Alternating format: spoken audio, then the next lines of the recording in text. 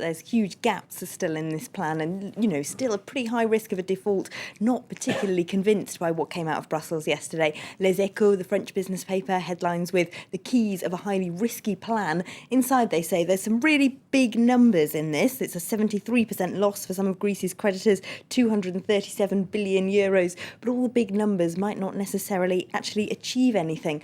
It still looks like it might be insufficient, like Greece might still be running out of money in the next few months. And they do say effectively what Owen just said, that maybe the investors have priced this in already. They are expecting this default to happen. So they've accepted a certain amount of losses. They might even be looking forward to claiming back on the credit default swaps that they took out on borrowing against the risk of Greece defaulting. So they'll get an insurance payout. And so what is the whole point, they ask in their editorial? Why is the EU bothering to spend so much time and energy sitting up until 4 o'clock in the morning hammering out bailout plans if it's not going to achieve anything? Well, they say that essentially the EU is just buying time probably for those banks to work out their contingency plans, for other EU countries to work out their contingency plans if Greece collapses, for the creditors to work out what they would do in that situation.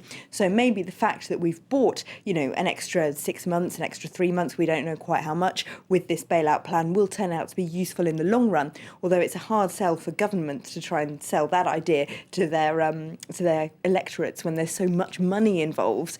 For Le Figaro, essentially their editor is looking at the same thing. Greece, the choice between two bad things, between a rock and a hard place, as we would say in English. They say that while, yes, this is very expensive and it seems like it could be virtually ineffective, it's the only option, really. They say that while people both on the banking side of things and people on the Greek left have been saying now for months that maybe we should just get the default out of the way, try and manage it and then work out how to see beyond that, we should still remember, at least according to Le Figaro, that a default would be a catastrophe for Greece, which, according to them, wouldn't look anything like these cuts that Greece is currently seeing. It would be far more catastrophic. It creates a real dilemma, though, for the European left, doesn't it? You can't back these cuts, but the alternative doesn't look too good either. Exactly, there's not really a good option. That's the Libération's headline today, the left caught in the European trap. They're talking about the French left. The French Parliament had to approve that bailout plan yesterday. Of course, they did, but quite a large number of the socialists, the left-wingers who support Jean-Luc Mélenchon and the Greens either abstained from the vote or they voted against it. Now, a lot of them are telling the paper that it was in solidarity with the Greeks who are being forced to suffer these dreadful spending cuts, although Libération, which is a left-leaning paper, isn't actually very sympathetic to the left-leaning politicians in its editorial. They say it's not Greece they're worried about, it's taking any political risks just a few months ahead of an election. They don't want to be seen to have supported anything which imposed suffering on the Greeks. And so as a result of that, that's why they've made that decision. They say if the left is going to come into power very soon, then they need to get a more coherent, a more unified and a more sensibly thought out way to tackle the Eurozone crisis, because this kind of hodgepodge situation where members of the same party, some of them are voting for, some against and some abstaining, is no good.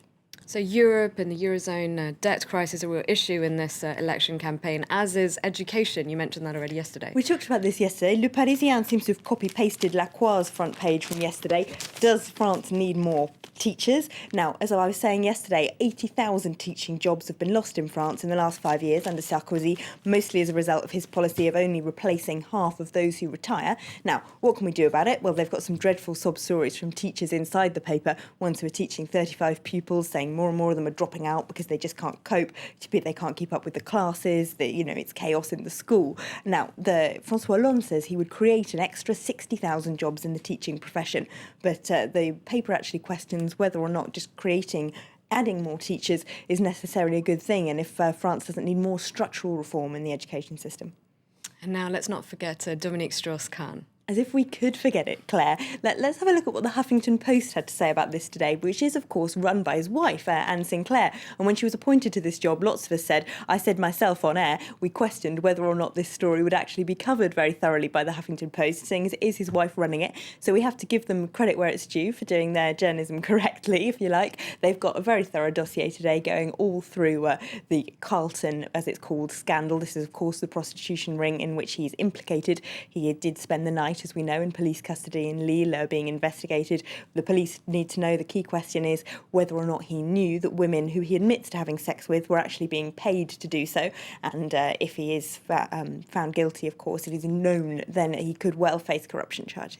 All right, thanks very much, Elena, for running us through the French papers. Thanks again, Owen, and thank you for watching. Do stay tuned to France 24, all the latest headlines coming up in just a few minutes.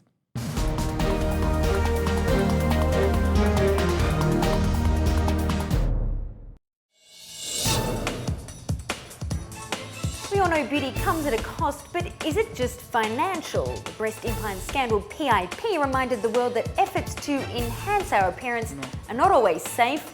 This week, we take a look at the inherent health risks that still exist in the business of looking good. Don't miss Health today, 10:15 a.m. Paris time on France 24.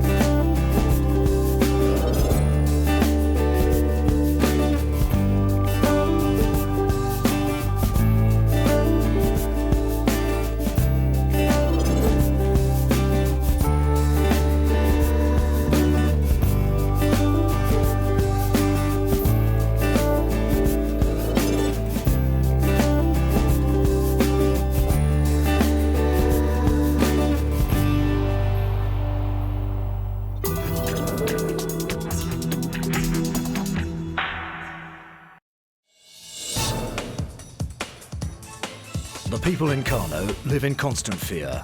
Not a week goes by without a deadly attack on government targets. Terrorist group Boko Haram is behind these attacks, all part of their plan to institute Sharia law in northern Nigeria. Recent government crackdowns have only made this Muslim faction more extreme and wanted more followers. Reporters, Nigeria, under threat from terrorism. Thursday, 11:45 p.m. Paris time on France 24.